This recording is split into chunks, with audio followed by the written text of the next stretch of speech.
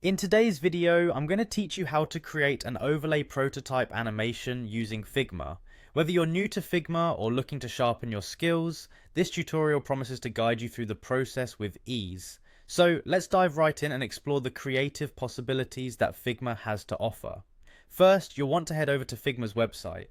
If you haven't already, simply open your browser and go to figma.com, where you'll find the interface design tool all set for your creative endeavors. Upon arrival, you'll need to log in. So find the login button, give it a click, and enter your login credentials to access your Figma workspace. Once you're logged in, you'll be directed to your home page. This area is a hub for all your projects, allowing you to manage and organize your current and past work efficiently. From this point, it's time to get into your design mode. Look for the design section, which is where the magic happens. Click on this section to proceed. Now that we're in the design area, it's essential to select the specific element you want to work with for your prototype. Finding and clicking on an element might sound simple, but remember, this is your canvas and choosing the right element is key to a successful animation.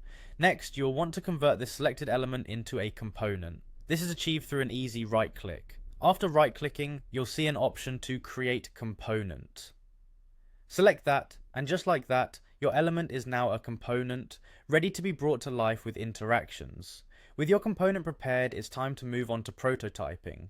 Find and click the Prototype tab. This is where your interface design transforms into interactive experiences.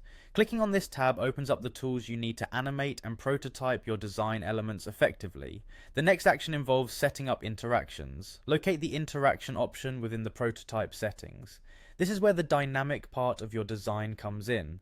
Clicking here allows you to define how your elements will interact within the prototype environment, drastically enhancing the user experience. Now we're approaching the crucial step, defining the action. Click on Action in the settings that pop up. This option will guide you through various actions that enhance user interaction within your design.